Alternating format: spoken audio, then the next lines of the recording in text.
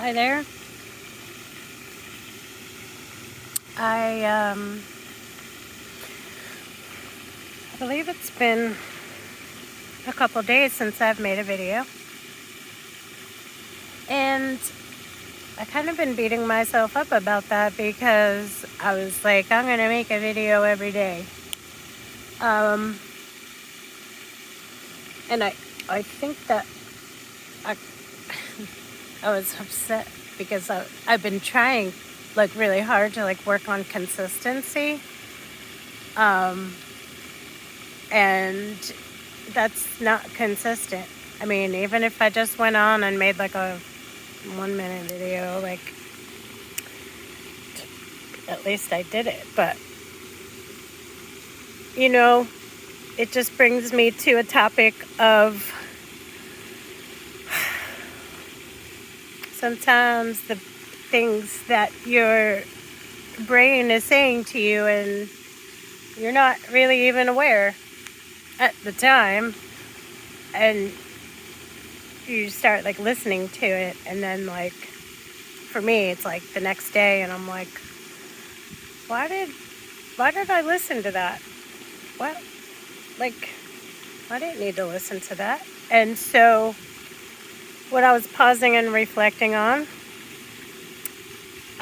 was that what was my brain telling me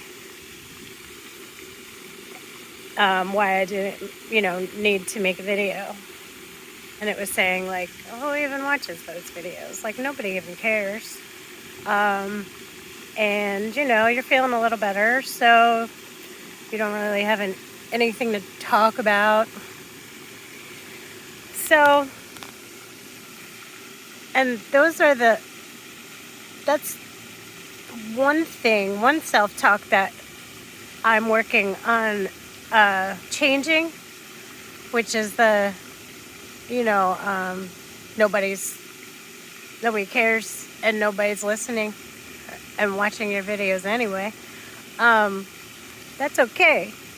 Like, that's what I want to, that's what I'm working on changing my thinking to, is it's okay if nobody watches the video you make, and that is not why you're doing this.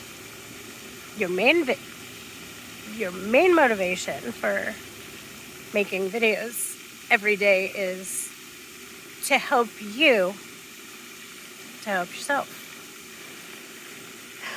So now every time that comes up, it's my responsibility to talk back and say that, hey, you remember, remember why you're doing this. And that even if just one person watches one of my videos and gets something out of it, like, that's wonderful. Like, that's why we're here. Even if a dog or a cat, some kind of animal, hears me on the screen and finds my voice soothing, or maybe they needed to hear a little message for their little heart or soul. Yeah. So, just keeping in remembrance that we never know who's watching or listening, right? And we never know how we might impact someone's life. And of course, that could go either way, right? if we're not careful about, what words we're using and our actions towards others. If they're not in a good way, that's going to leave an impact too. I've had a relationship in my life for the past few years that has taught me a lot of things. It's been uncomfortable and like a lot of growing pains, but like necessary and also welcome. I like to welcome change Because if there is something that I need to change, I want to change it. Because if there's something that's, hurting me or others, I don't want to live in that, right? So for me, I want to be aware of my actions, so that I'm being the best that I can be. I'm not saying perfect. I'm not talking about perfection. I have perfectionism. If you don't know what that means or understand that it can be a very debilitating thing, I'm here to tell you that it can.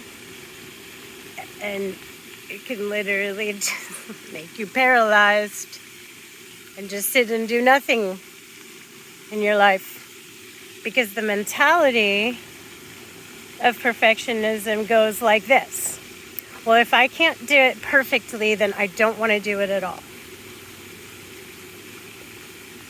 And that comes, for me, with borderline personality disorder and the black and white of that, and how it's black and white, all or nothing. Like, there's no middle ground. So my journey has been a lot about finding that middle ground, and that you don't have to be perfect at something when you first start doing it, because nobody is. That's unrealistic. That doesn't exist. Do I think that there's some people that do something the first time and they do really good at it, for their first time doing it? Of course, and I'm sure. But nothing's ever perfect, except one thing. I did find something that's perfect. I did. I really did. What's perfect is you, just the way you are. It's taken me many long years of telling myself that. I think I just found something else that's perfect. Nature. Well, nature is just 100% perfect at all times. It makes my world go round. So yeah, there's all that stuff, and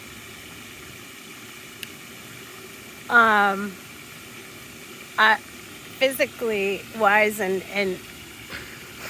my COVID journey is that my chest and my ribs hurt tremendously, meaning in a sore kind of way from coughing so much. And yeah, so taking breaths is pretty painful in there. There's a never-ending flow of mucus that at times I am choking on and can't catch breath because it's just kind of stuck in the back of my throat. Sorry, that's gross, but that's just real. That's what's going on. It's what we're dealing with. And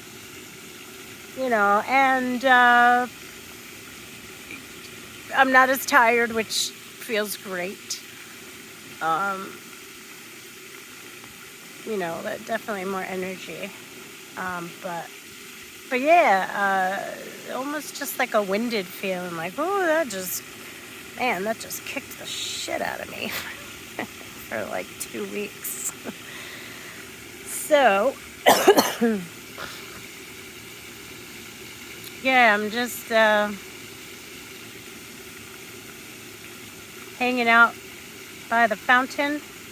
I like it here. It's calming. It's pretty.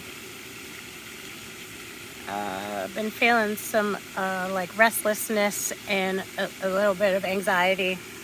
I just had a very big change happen in my life. It was a decision that I made to remove a situation, or remove myself from a situation that really was just putting too much stress on me, and it's been making it hard to, feel well physically, especially going through COVID and recovering from that. It's like you need all the energy you can get. And so, even when it's hard, choosing myself, honestly, has been one of the hardest things that I've ever had to do. And saying that out loud actually makes me feel sad because I wish that from the beginning,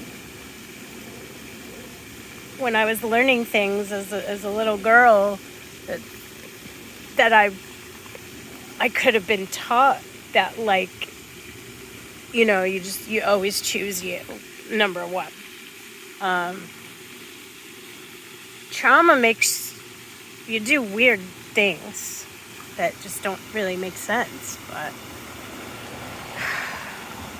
then when you look at it, it's like, oh, that does make sense. Like, I do understand why I became like a hell of a people pleaser and not wanting to say, no, or stand up for myself.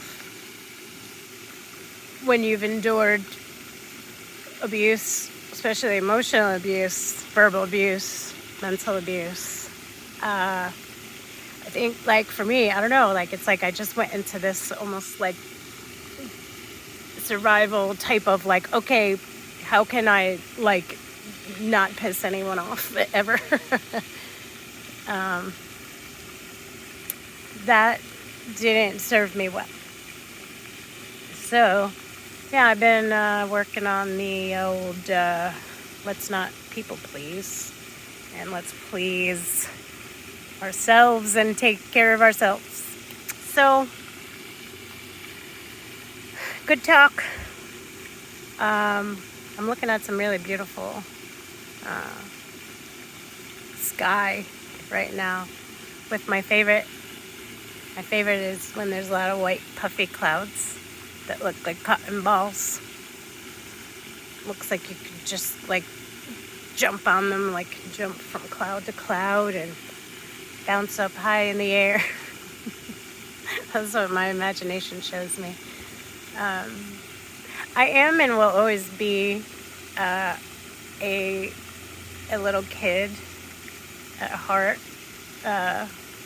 I will always see things, I think, through a child's eyes. I think that's why children are so drawn to me. I'm like, they're like, oh, you know what's up. They're like, yeah, oh, you know what's up. You're one of those big people that know what's up. And I'm like, yeah, I got you. So we bond and communicate, on a nonverbal level. So, yeah, we're still taking care of ourselves, and I do feel that I am emotionally and mentally stable right now. Even though having just gone through some really, really, really, really hard stuff, really emotional for me, I did really good at regulating, and I feel successful and proud of myself. So that's good stuff. Don't ever give up, people. I mean, for what? What? There's so much good out there. It's there. It really is. Look. Open your eyes. It's there. So, as I always say, be good to yourselves. You take good care. And I'll see you in my next video.